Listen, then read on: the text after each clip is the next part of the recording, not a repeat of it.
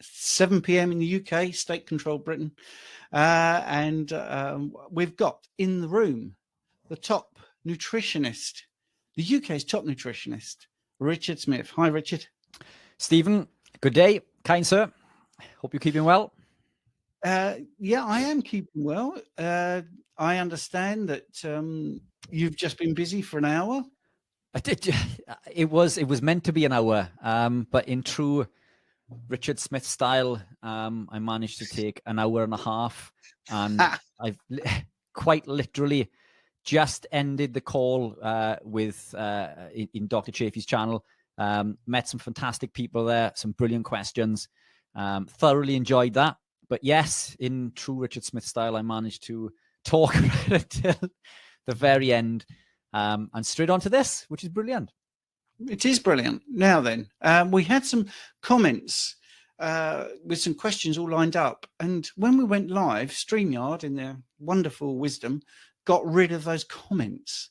So I do apologize. If you've put a question up and we don't answer it, it's not because we're ignoring you. Literally, they have just flashed out all the comments. I have no idea why that is. So I'll do the thing that I normally say. If you put a cube in front of your question, then we'll see it as a question and we'll answer it. If you want to have it answered as a priority, you can make sure it's answered by doing a super chat, which is always appreciated because we do these hours free of charge every single Sunday. So if you can help us, or we actually do an hour and a half, and as Richard just said, he did an hour and a half before this. Wow, you see? So it does help. Okay, so the first question, nice easy one to start with from Tom J. Ideas for preparing beef heart, cooked like steak, slow cook, something else. I've cooked heart. I am not a very good cook, but that doesn't matter when you're carnivore because it's so simple. So what I do with heart is I cut it. I cut the bits out that I don't like the look of, and then I pan fry it. Simple as that. That is it. What about you, Richard? Yeah, I used to be a fan of wrapping the heart up in foil with some butter. But look, foil isn't as beneficial for you as I once believed, so I no longer do that. So what I've done, what I tend to do now, heart is fantastic, by the way. Heart is incredibly high in ubiquinone or coenzyme Q10. Coenzyme Q10 plays many functions within the body, and it's a potent antioxidant. It's an incredible compound. I slice mine, keep the fat on. Oh, yes. The fat is the best part. I slice the heart and I pan fry it like I would with a piece of steak. I don't add fats to cooking. I don't add fats to any of my cooking any longer. As you guys know, I'm not against it. I'm not telling you guys not to add fat. I just believe that everything that we need is found in the animal protein as it's provided to us. If I eat out, then I'll preference that my steak is cooked in butter, tallow, lard, or ghee. And it's usually butter, because this is what most restaurants have. And I'll do that because they don't understand about just dry frying and cooking it in its own meat. Because what I do when I cook, and this is the same for heart, is I put the lid on and I let it cook in its own juices and in its own atmosphere and heat, and it creates a lot of water. So you end up with, like a watery substance in the bottom. It cooks the meats differently. It makes it more tender. I believe it adds to the flavor. But it prevents it from charring also, which can increase and cause acrylamide, which Stephen and I have spoken many times recently. And it does this through a compound called acrolein, where the fat basically replaces the reducing sugars as it would in grains, or, and other compounds.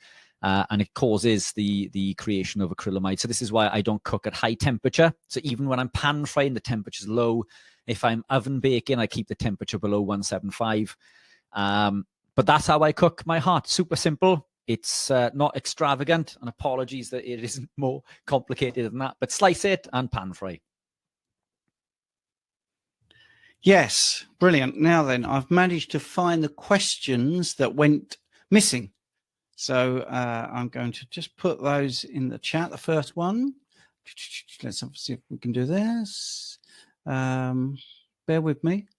It is about blood pressure. If not, I will just read it.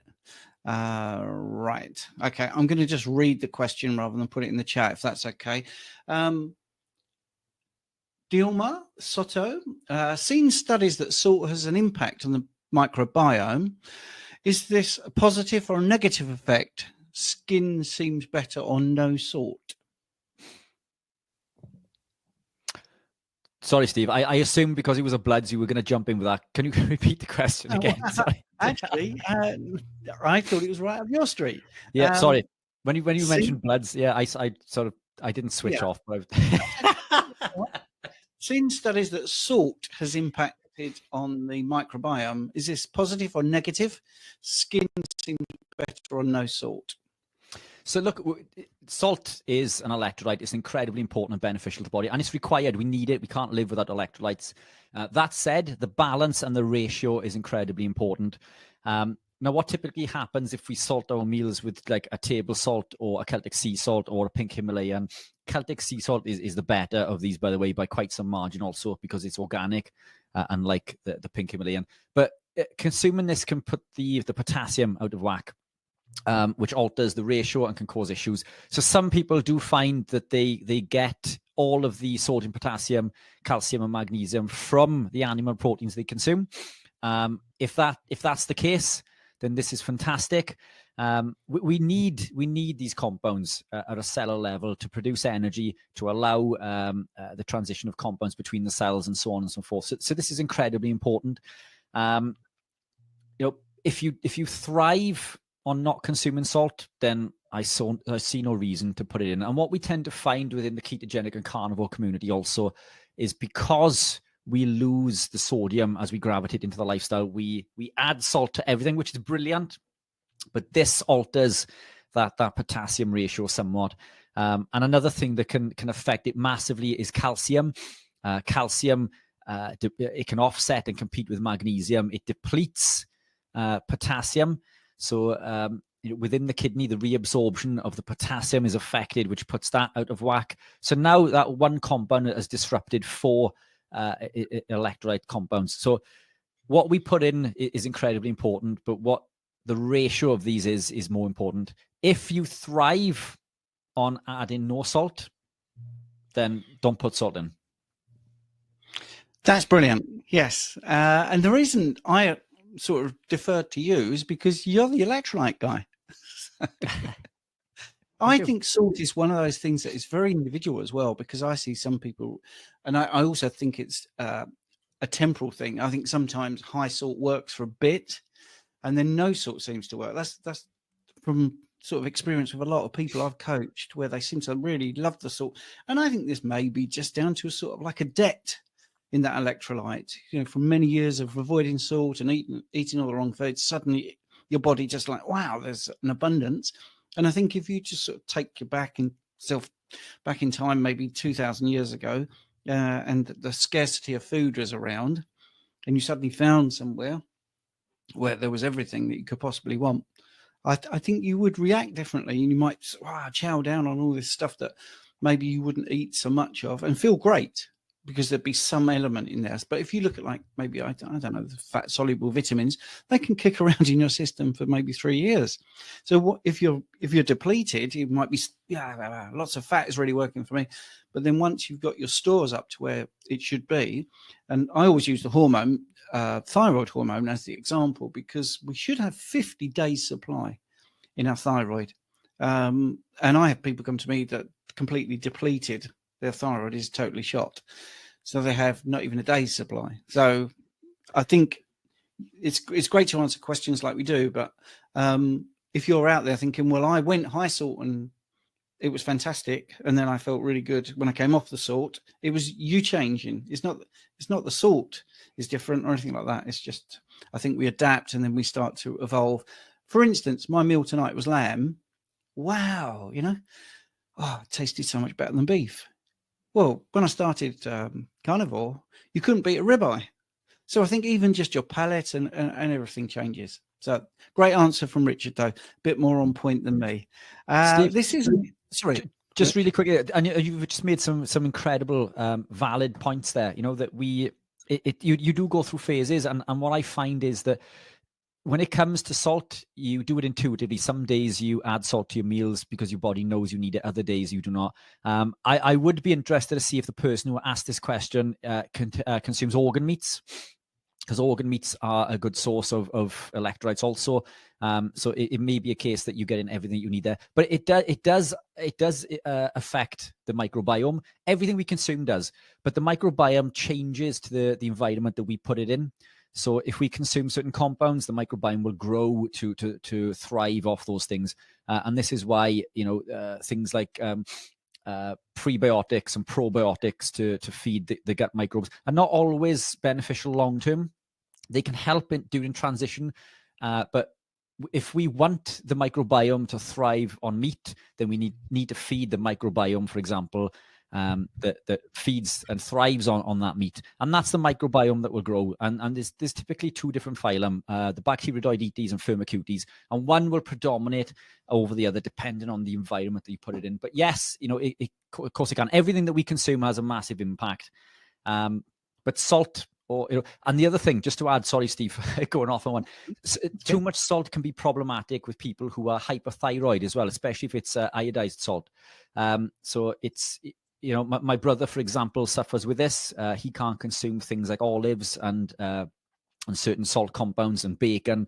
So it's another thing to bear in mind. There could be other things going on with some people. Salt or excessive amounts and certain types are certainly not for everyone. Absolutely. This is from Matthew. Lion diet around 8 months or so. Blood pressure seems to have gone up, not down. What could cause this? I believe I have only implemented more healthy lifestyle changes with carnivore saturated fat. Right. So blood pressure. Don't get me started. So blood pressure. Okay. In the 1950s, when they used to do medicine properly, and they talked about your blood pressure, or they talked about your cholesterol. Cholesterol was 350. That was totally fine. LDL cholesterol was fine. And your blood pressure would be your age plus 100. And then you would subtract 40 from that to get the diastolic. So I'm 60. So my blood pressure, using that calculation, should be 160 over 120. Okay, because pulse pressure is actually more indicative of problems. So that the difference between the top and bottom should be around 40.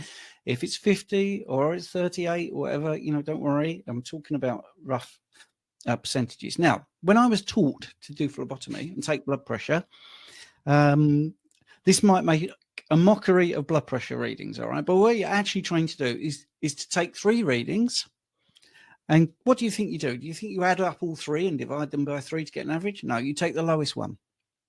Okay, if you get a reading that's too low, you get the person to drink a glass of water, which I'm always talking about, and it puts your blood pressure up. So you could get them to get the blood pressure reading that you want. All right, that's what you're trained to do. After your 3rd reading in phlebotomy, when I did it, after the 3rd reading, if you're not happy, you get a doctor to come and do it. Right, that's it. Okay, so there's lots of things I could tell you about that. I mean, they used to call the blood house red, for instance, when we were collecting and taking bags of blood around. So anyway, so blood pressure, those rates have got lower and lower and lower, but they're not lowered based on health, because, hey, what's happening? We're getting fatter and sicker all the time, aren't we? And yet those numbers are going lower for cholesterol and they're going lower for blood pressure. The 120 over 80 is fine if you're a 21-year-old male athlete.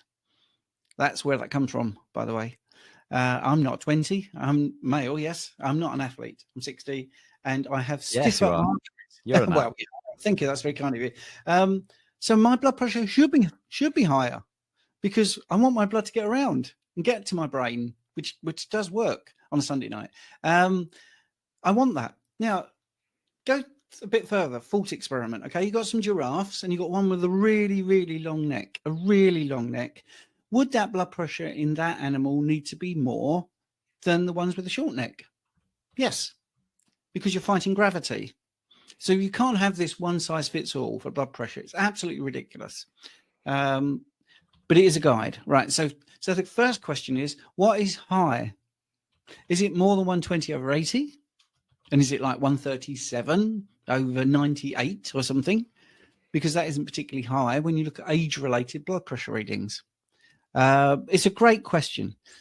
What could make your blood pressure go up? Demands, activity. You know, if you do a power lifter and you take their blood pressure when they're doing the actual lift, it goes to 400 over 200 because it's needed to be exceptionally high for a moment in time. So I'm going to hand over to Richard to answer a little bit because I nearly went on a rant then. But so Matthew, I love the fact you asked this question. I'm not ranting about the question. I'm ranting about blood pressure, how we look at it nowadays. Seems to have gone up, not down. But that's a response in my opinion. That is a response, and it's possibly a physiological response that makes total sense if you're more active. Certainly, if you go into the gym more. Eventually, as you get more trained, you will find that your volume of blood going out of your heart will increase, and therefore you might see the blood pressure come down. But anyway, I'll let Rich add a bit more. Love it. I love your rants. It makes me feel less guilty. Yeah, completely agree. A couple of other things that, I mean, 8 months, it does seem like a long time, but the body goes through lots of changes, especially if we're consuming lots of fat. Now, fat, I'm going to say something, and this is going to make you think that I'm saying that fat's the demon. Fat isn't a demon. It's not the bad guy. But the overconsumption of fat can cause slight strain on the heart. And I'm not saying this is a negative thing. This is just an adaptation process. It can cause a little strain on the heart. And we can offset this with some potassium. Potassium can calm the heart, or we can consume less fat. So what you could try is consuming leaner cuts. And I don't mean going super lean, because we do need the fat also. But if we look at an animal as a whole that we would have caught and killed and consumed, we would have consumed everything within this animal. This contains the fatty muscle meats, the leaner muscle meats, the organ meats that are not very fatty, and even the blood, for example. All of these things that we would have consumed. So some days we would have eaten lots of fat, and other days we wouldn't have consumed an awful lot of fat. Now, if we are consuming ribeyes or chuck steak or high percentage fat mince beef every day, or fatty cuts of lamb, then we're always in this higher fat state. We need to go back to how nature intended, how we've evolved, how have we been through our evolutionary period. Well, if we are to consume leaner cuts on some days, then it makes sense to do so when living a carnivore lifestyle. I'm not saying you have to consume organ meats. They are highly nutrient dense, and they do serve a big purpose. You don't have to, but they do help. But certainly mix it up with leaner cuts on some days. And I can't remember the gentleman's name. Apologies, because you've taken the message down. So I'm sorry, I don't remember the name. But try experimenting with lower fat for a couple of days, and spread the meals out. So instead of consuming one meal or two, maybe experiment with 3 meals throughout the day. So spread in the meals with less fat just for a few days. And experiment and test. So Matthew, test your blood pressure, through the course of this week, and report back and see if that's made a difference. And we can take that on the next call next week and go from there. But it'd be interesting to see the results from implementing that for a week. Cool. Hopefully I'm catching all the messages. So if I look a little bit like I'm looking at millions of screens, it's because I am trying to make sure we don't miss any messages. Mark did a super chat, £2. Thanks very much. Every little helps, I promise you. And that's great. Right. This is a question which I think is definitely right up Richard's alley. Weightlifting is not really ancestral. How do we know necessarily it's good for us in terms of longevity? Are we certain it doesn't cause unneeded stress? Just curious. Great question, Matt. It is. It's a fantastic question. Matt, I agree. It's not ancestral. And I covered this very topic in Anthony Chaffee's school group recently, tonight, just before I come on this call.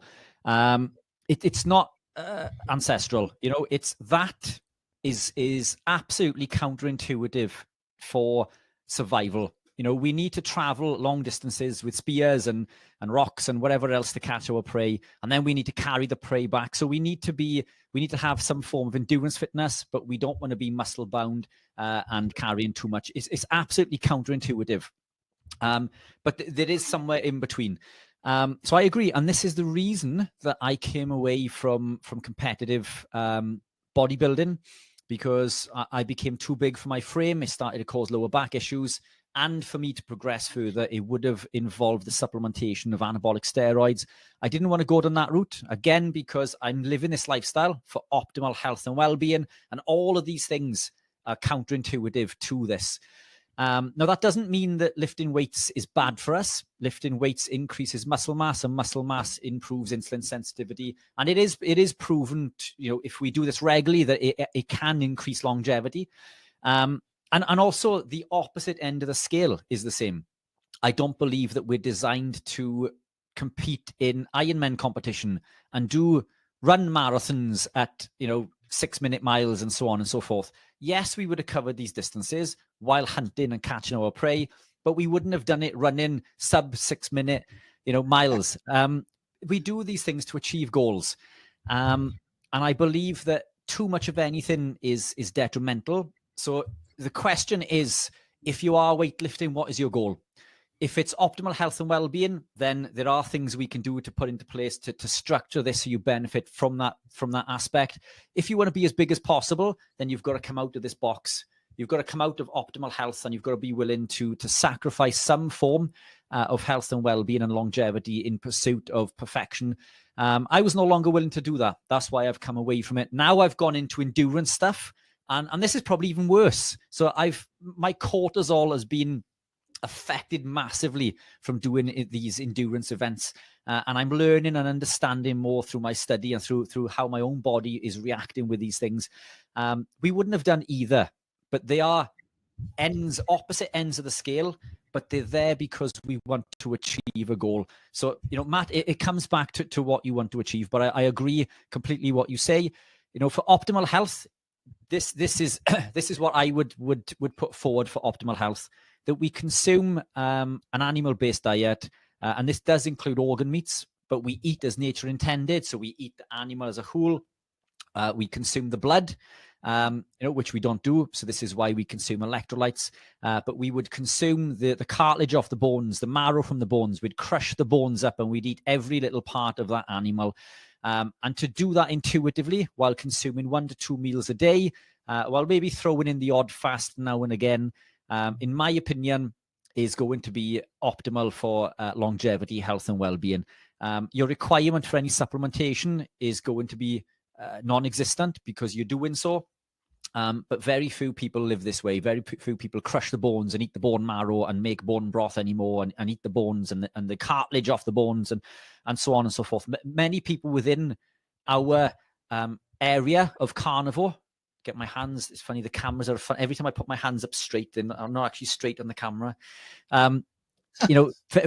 Sorry, very few people even within the carnivore community just eat beef and lamb and salt and water, and that's fantastic. I don't believe that is optimal. I do believe that we should consume some, but again, it should be in proportion to the animal. So i.e. a small piece every day, or organ meat some days, and so on and so forth. I don't believe that doing this, bodybuilding, powerlifting, I don't believe that is good for optimal health. And the opposite, I don't believe running, sub 3-hour marathons and doing these other things are good for optimal health. That doesn't mean that they're bad for us, but we're talking about optimal health and longevity. And that's what I would put forward for being optimally healthy while moving, lifting some form of weight, because we would have been running to catch our prey, and then we would have been carrying this prey back. So there are elements of running, cardiovascular fitness, and carrying animals back to camp. But what we talk about when we go into bodybuilding and extreme endurance sports are the extremities of these sports, which we're not, genetically predispositioned for, at least I believe. That's great. That is such a good answer. Thank you so much. We have got a question from Bacon of Health. Thank you for the super chat. I think SEK is Swedish currency. We've got 20 there, which is actually, I think, about £1.50 in pounds, but that's great.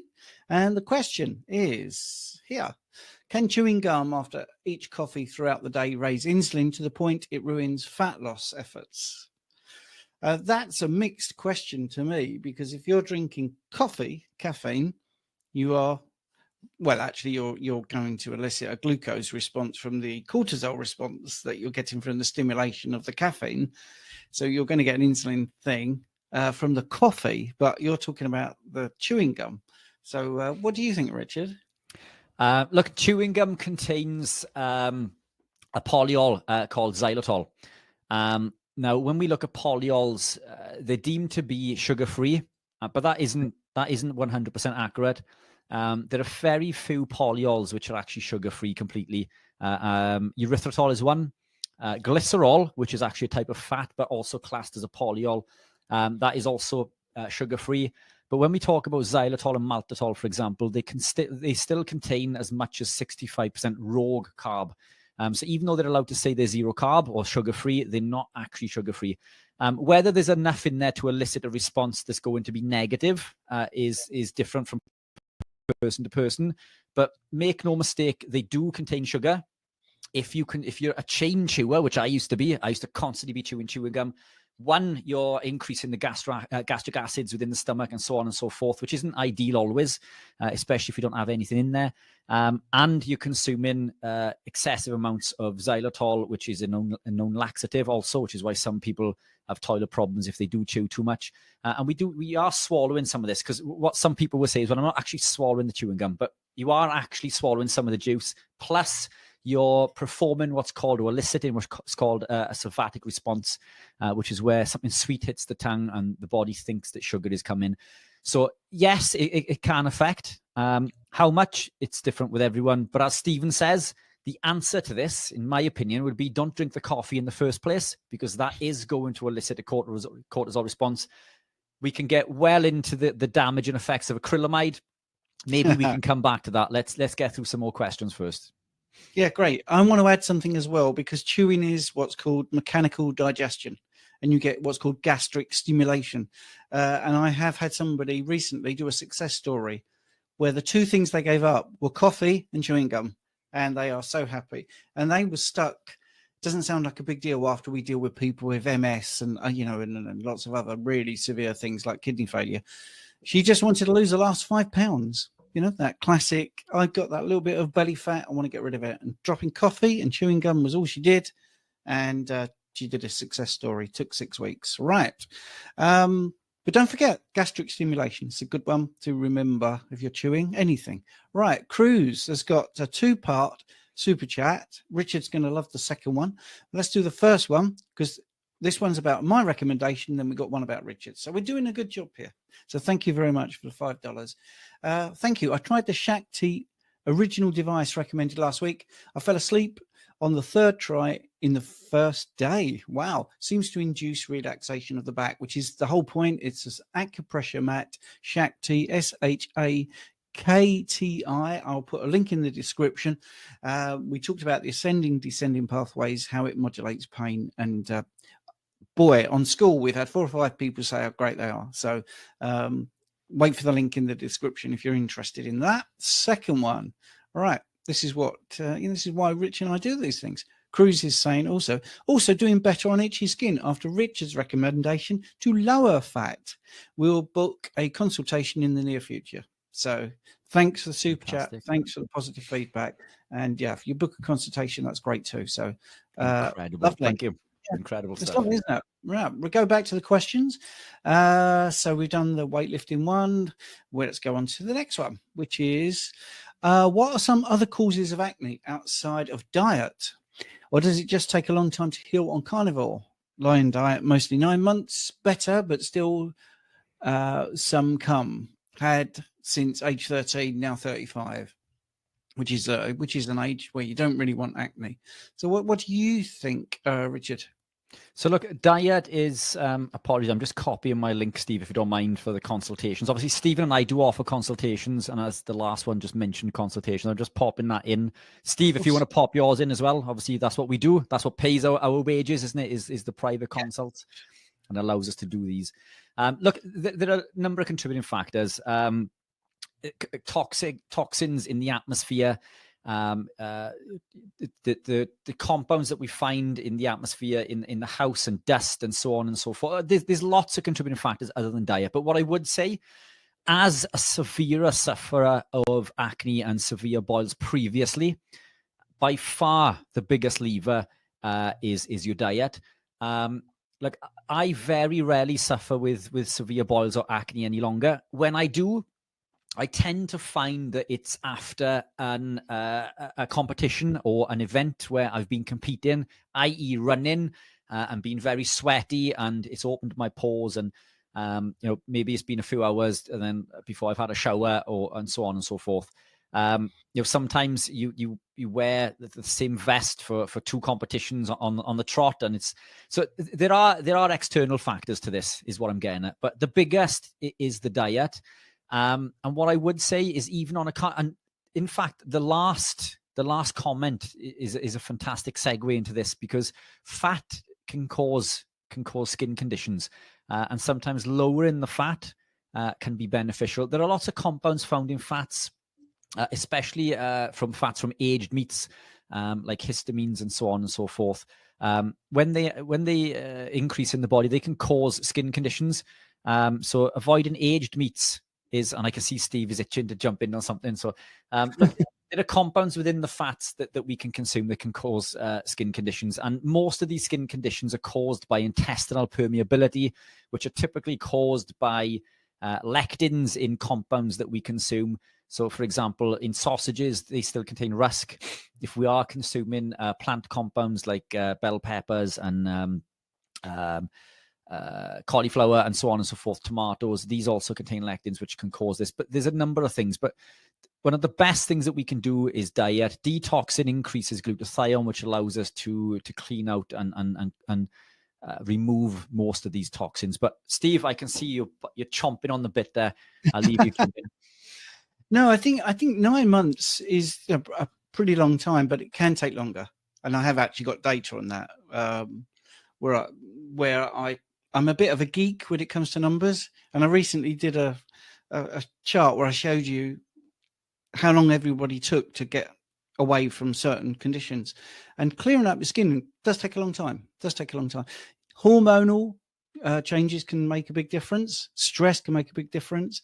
Friction can make a big difference. I know that sounds a bit weird, but if you've got something that's constantly rubbing you, you could end up with a little bit of acne.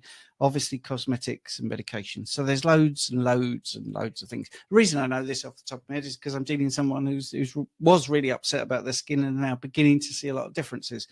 Other things are like the good things.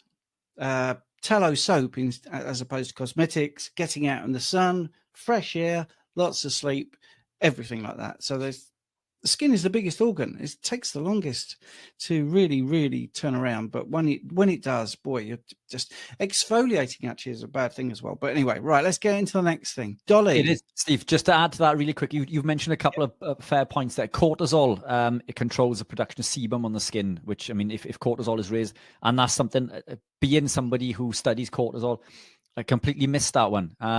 Cortisol, stress situations. And you're right, it took me over 12 months before my acne and boils finally cleared up, and now I'm completely free. So yeah, amazing points. Yeah, and I think this is a nice one for us to do together. I'll do my bloods, and Richard might want to talk about other things as well. So Dolly's asking, what's the best way to test for an electrolyte imbalance? Well, you can do blood testing, but let's just tell you, that's very limited if you do a blood test, because the electrolyte balance in your blood is so tightly regulated. You do need to go in a little bit more detail. But if you wanted to just know where you are, like a benchmark, you can get what's called a BMP, a basic metabolic panel, and that would be sodium, potassium chloride, bicarbonate, blood urea, nitrogen, creatinine, and glucose. That's quite good. You can get a comprehensive metabolic panel, which is all of those things, with other things like total protein and albumin, which does make a big difference when it comes to electrolyte imbalance. But you can also do urine tests. They're actually pretty good, but you are looking at things that are being excreted. So you're looking at how your kidney is handling your electrolytes, very important. And then you can also do specific hormonal tests. So you could also do that for the person that asked about the acne. But anyway, that's my little whistle stop. But what about Richard? What would you say is the best way? I think you've nailed it. Look, it's I'm going to use one of your lines, and it's to do with how do you feel. What makes you think you have an electrolyte balance? I mean, if you feel fantastic and energy is brilliant, then you probably don't. Fatigue, nauseousness, feeling dizzy, for example, things like this could be indicative of and low energy and low libido. All of these are indicative of an electrolyte imbalance, but those symptoms are similar for lots of other issues also. So I'd go with the tests that you just suggested, Steve. Yeah, and it really is very nuanced, because you can get an ionized calcium test, and there's so many other things. It's all about the electrolytes in the tissue rather than in the serum. So right, let's go to the next thing, which is an interesting question. Health Jedi, any way known to remove microplastics from the body? I do everything I can to avoid now, but probably 25 years plus of life that I didn't know about it. Are we all screwed, or is there anything we can do to remove microplastics and do a bit of detoxing? Yeah, look, this is something that is a growing concern. Microplastics are everywhere. We're never going to get rid of them. They're not just found in the waters and in the compounds that we buy in the supermarket. They're in the atmosphere. Now, look, the best way, and this is almost going to sound like a cop-out answer, the best way to detox the body is by increasing glutathione, the body's master antioxidant. And guess what the best way to do this is? Is it by supplementation? No, it's by living a ketogenic and carnivore-based lifestyle. The production of ketones increase the production of glutathione. Living this lifestyle allow us to detox to one of our max capacities. There may be levers that we can pull to further aid this along the way, but the biggest lever that you can pull is by not actively consuming them and being as strict as you can, which I don't deem to be strict. I think living this way is highly indulgent. I love the foods that I eat. I try to buy my food from the local butcher. I don't have it wrapped up in plastics and so on and so forth. I avoid sea salt unless it's the Celtic sea salt that the Real Food Company sells. Theirs is tested to be microplastic free.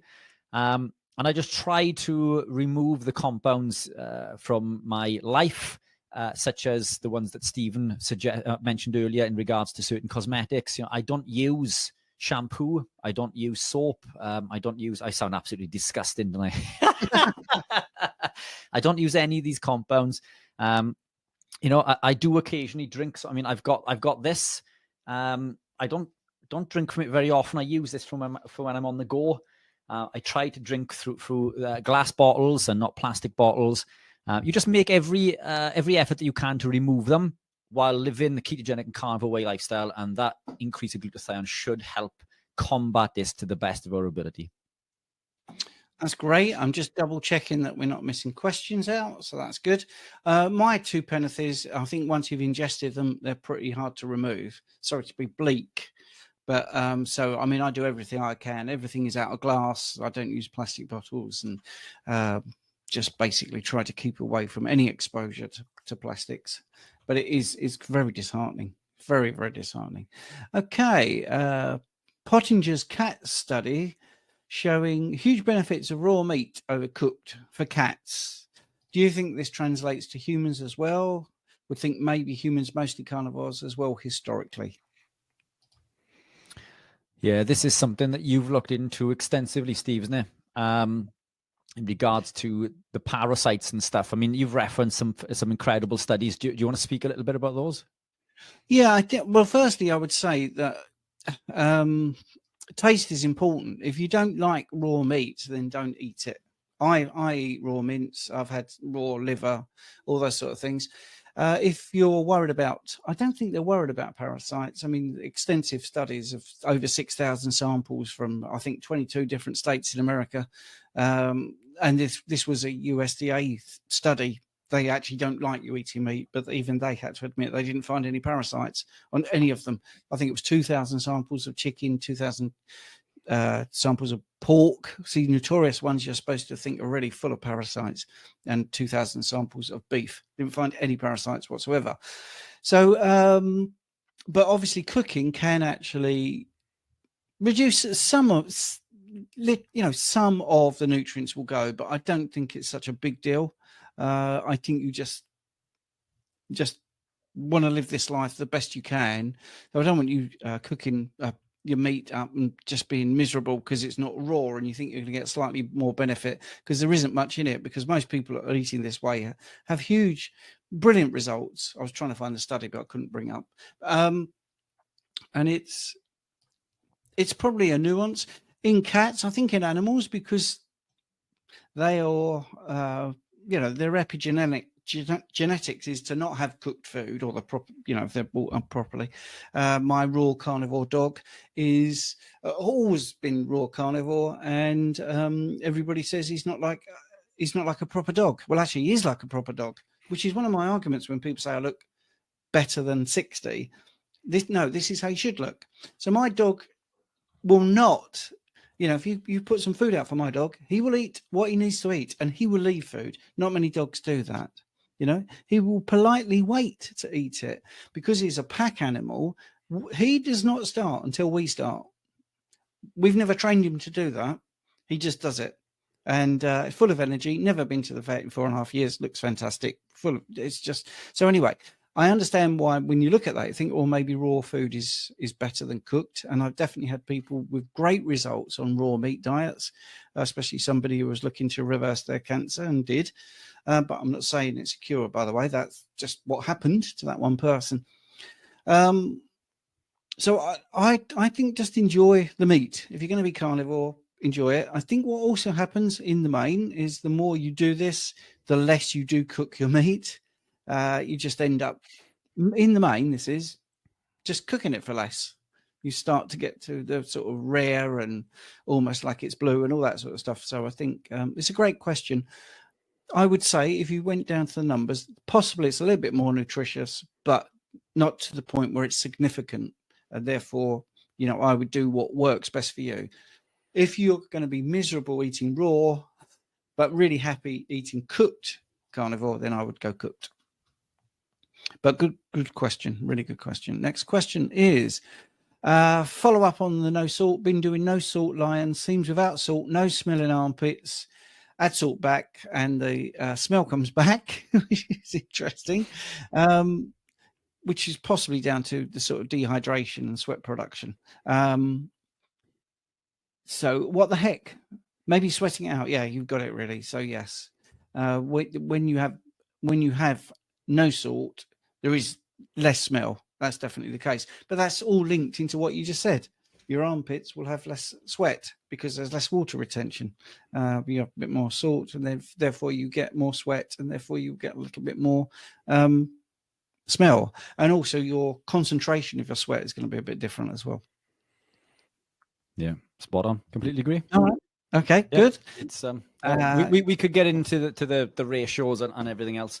But it's what you do tend to find is this is more common if you are working out and training, but it is less common if you add in adequate amount of potassium, which sort of evens this out, which comes into the requirement of the ratios of salts depending on your activity. So if you're sedentary, for example, you need a higher potassium sodium ratio, and if you're more active, the sodium needs to be higher, and so on and so forth. But depending on your activity, yeah, it's the salt can lead to this. I don't think I do, and I sweat a lot when I run, but it's almost offset because of the ratio of potassium and other electrolytes that are in there. So it could even be a slight electrolyte imbalance. But do what seems best, isn't it? And what works for you, and how do you feel? Which is the question that Stephen and I always put back out there. Yeah, and it is about how you look and feel. Definitely, even with bloods. How you present is really important. I mean, when you look at bloods, 70% of healthcare decisions are based on the laboratory feedback. 70%. So 7 out of 10 of you, your blood results are the main factor in what's happening to you. So we're going to rely on 4 grams of blood taken out of 12 pints of blood we've got in our system. 8 to 12 pints of blood. And we take like a little 4 gram thing, a little teaspoon of blood, and then we make all these decisions based on that.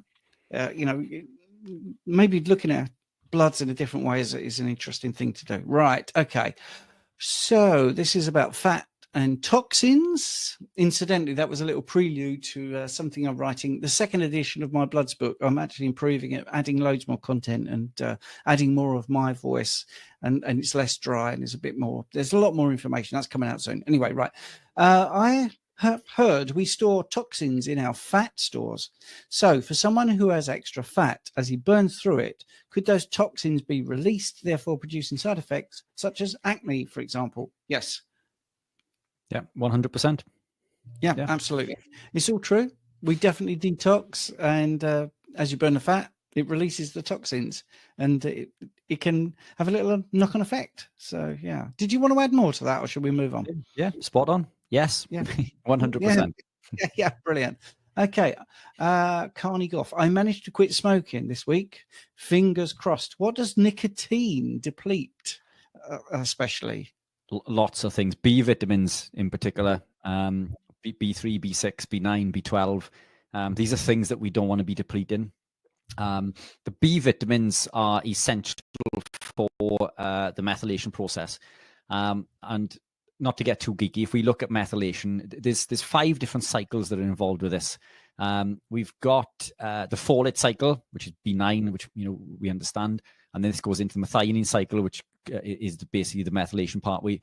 But downstream of this, we've got other cycles, which the BH4 cycle, I think, which is the neurotransmitter production, the urea cycle, which is downstream from that, and we've also got the transsulfuration cycle or pathway.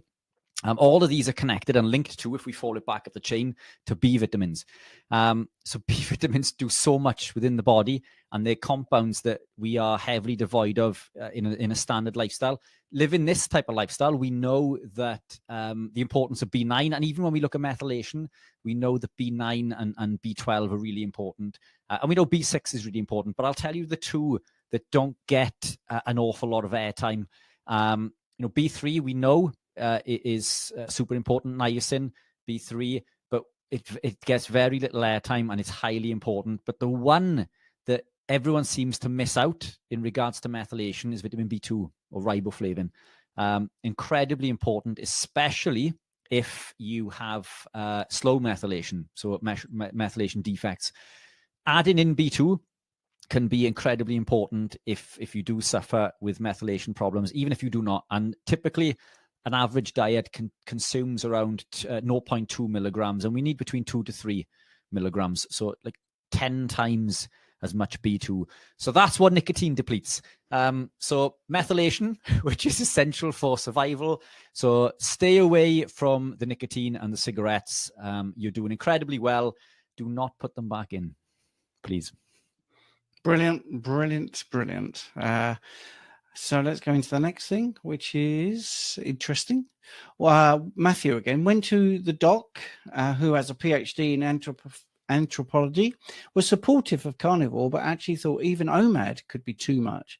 Says humans probably got a kill, then rested a few days. He visited tribes in Africa also. Thoughts? Yeah, I think that's spot on as well. We were talking about scarcity of food, or feasting and fasting, which is the modern way of talking about it. I think this is why when people do extended fast, they're quite surprised that they can do 3 days. I did a 3-day fast. It surprised me how easy it was. So I think there's a lot of truth in that. Definitely, it's an interesting thing. I think when we look at tribes, they go out on a hunt and they eat, but they're not successful every day. So I think it's a good point, actually. Yeah, for sure. Look, and there's a lot of context that we need to look at in regards to this. Look, generally, I consume 1 to 2 meals a day. Sometimes it's 1, and I try to eat intuitively. I've got no problem with fasting for 2 or 3 days, and I throw that in quite often. Now, when we say to people to put more meals in, it's because they're going through this transition period. So therefore, including more meals with less fat helps with this transition until they can get to the point where they consume food to be more intuitively. So I'm 100% behind this. But what I would add to this, so a caveat that I'd throw into the mix is that our lifestyles these days are very different to our ancestors in regards to what we do. Our whole thought process was about survival. We would have hunted and caught an animal and back to the camp. We wouldn't have been behind computer screens. We wouldn't have been in highly stressed jobs. Cortisol is through the roof. The brain function, the brain uses so much energy. Our requirements are a lot higher. Our requirements for certain compounds to help combat increased cortisol, not cholesterol, to combat increased cortisol are really important. So modern life has a lot of different stresses and things that we didn't have, as we were evolving. So I completely agree. I'm not against prolonged periods of fasting, but also if we look from a female perspective, while we would have been doing this, then the females of the tribe would have been back there, maybe cooking and cleaning and doing the bits that the work around, while the men were out hunting, and they would have been consuming more. So their requirement for food is a little bit higher than ours, and this is why we find they thrive on 2 to 3 meals a day opposed to OMAD. But all of these are thrown into the mix. So I think the truth for us in modern day is somewhere in the middle in regards to becoming adapted once we've gone through this transition phase, once we've upregulated all of these enzymes and pathways within the body. Then we begin to consume food intuitively. And as I say, I've got no problems with going days without eating and not suffering. And in fact, when I do this, my brain function increases massively and so on and so forth. But then it just becomes counterintuitive to me if I'm lifting weights and I need to heal and build and repair. And again, it comes to these things with living outside of the box and goals that we're trying to achieve. But modern life is very different to how we would have evolved. But from a biochemical perspective, biological perspective, we're the same. Our requirements for the nutrients are the same, but our demand, I would argue, for most of us is increased compared to our evolutionary predecessors. Well, that's it in a nutshell, isn't it? Because people say to me, well, why do we have to supplement? Why do we have to do this, that, and the other? And I say, because we're not living an ancestrally appropriate life. I've had 60 years. Why are my teeth rubbish? Well, my teeth are rubbish because I've had 50 years where I ate loads of carbohydrates and lots of fruit. Well, so I can't suddenly on carnivore have brilliant ancestrally perfect teeth because I'm done. So sometimes we have to be really blunt, like when we talk about the microplastics, we can only do the best we can do in the situation we're given. Look at both Richard and I, we're looking at screens. This is terrible for us circadian. Absolutely terrible. So what would we do? Well, we would try to mitigate it by wearing blue blockers or I've actually bought a different screen now, which is, like a blue blocking screen. It's deliberately designed for that. But anyway, right. Great questions coming up tonight, I think. The really things nice you and I do, Steve, we put ourselves into the firing line from all this blue light look to bring you these lives every week. We deserve a medal. Yeah. Oh, it's been a long day today. If only you knew. Right, Nina, would you say that carnivore is a high-fat diet? Is it in every circumstance better to eat more fat, or are there exceptions? Yes, there are more exceptions than you would believe. Many people don't thrive. Well, let's start from the basics. When you first start this way of eating, it's best to just eat whole foods and not add fats. So just have a ribeye, just have an egg, just have a lamb chop, whatever. All right. Normally in nature, the ratio by weight is about 1-to-1 fat to protein.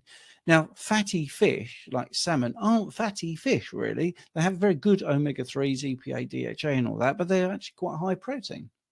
So I see some people do really well with not adding any fats and going more to the high protein. But is that because of the source of the protein, like the fish for the EPA, DHA? Is it that? I think it's really trial and error. I don't think of this as a high-fat diet. I don't think of it as a low-fat diet. I think of it as a way of eating. I don't think of it as a diet, to be honest. It's not a fad. It's not sad. It's a way of eating. The proper human diet is human food. And I think when you start eating this way and you get away from all the problems of all the stuff you've eaten, it becomes just more intuitive to just eat the food as it comes with the fat and the protein ratio that nature has provided. And we've grown up eating over, tens of thousands of years, and we've just eat this way. So there are exceptions to more fat. There are exceptions to not taking my advice and adding fat. I have many people that have added butter, to every steak. I've had people that add tallow. And that's it. That's the other thing. Your choice of fat can make a big difference. Does it have to be butter? Can it be tallow? Can it be lard? It's a great question, but I don't think this diet is high fat. Yeah, I agree. I think you've nailed it, Steve. I think it is very much an individual choice, and very much to do with the circumstance of the person, i.e. if you suffer with cancer, then high fat would be more beneficial, and so on and so forth. So eat intuitively, eat as nature intended, and some days it's high fat, some days it's low fat. But Steve, I think you've covered it. Thank you very much. I just want to also say thank you to everyone watching tonight. When we started this, we didn't know what viewership we would get, and we were always happy if we got over 100. And now we got 170 people watching currently, and maybe some on Facebook as well, but they don't like to give us the numbers. So I want to thank you. But if you really want to help us, please smash the like button. I don't know why people say that. Just press the like button, or subscribe, or share, or make a comment. It's great. Really helps us. Right. I cannot pronounce this name, but I think it's Maxium. Hi, I've just started a physiotherapy master's degree. What do you think the impact of the carnivore diet would be on my future practice? You'll have less clients, but the ones that come that aren't carnivore, if you get them eating low carb, you'll have much less problems with sorting out their aches and pains, because it will be less inflammatory for them.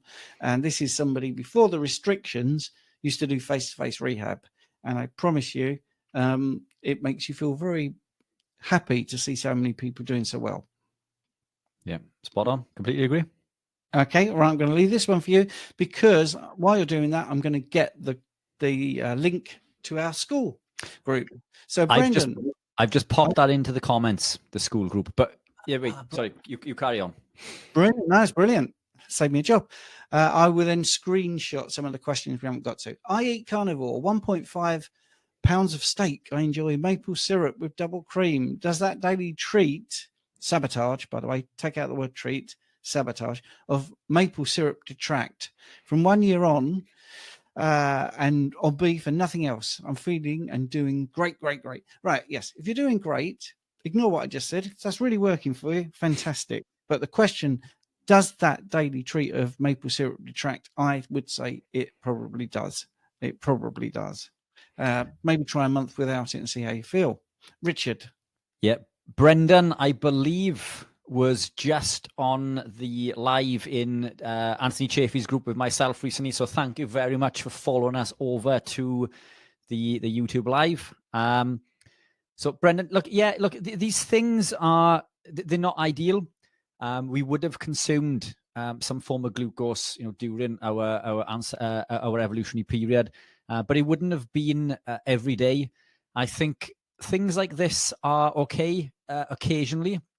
They are going to cause damage, but this is all about the rule and not the exception. You're pulling so many of the right levers that the damage that it's causing is probably going to be negligible. But what do you want to be is the question. And having these sabotage days, as Stephen just says, or treats, look, these are fine. But the problem with every day is they tend to take over. The beast ends up taking over. It creeps up upon you like a monster. You end up having a little bit more and a little bit more every day. And then it's twice a day. And before you know it, you've fallen off the wagon and you're scratching your head thinking, I can't go back to all of this. So look, I'm not going to ever be the person to tell you not to do something that doesn't seem to be causing a problem. But think of volume, think of how often you're doing this, and maybe just do it once every other day for now, and then maybe drop it to once every 3 days. And who knows, maybe you'll get to the point where you look forward to it as a Friday night treat. And then eventually you won't even want it anymore. And that's the reality of living this lifestyle and thriving, is that you really don't want these things anymore. Your taste buds change. Everything that your body wants completely changes. So that's as quickly as I can in the 30 seconds that we've got left, it would be my advice. So, and I'll pass back to Steve. Yeah, brilliant. We put the link to school in the description. Once you've joined, you go here and then you go to the calendar. Look at this. You go to the calendar and there's our live 8 p.m., which is where we're going to go in a second. 8 p.m. We're going to do an extra 30 minutes. If you want to do an extra 30 minutes with us, live question and answers, just go to www.school.com and then /low-carb. That's it. And hopefully we'll see you over there. For all you lovely YouTubers that's watched the last hour, thank you so much. So good. Thank you so much for liking and commenting. Don't forget to subscribe and share. Have a good evening. Thank you all.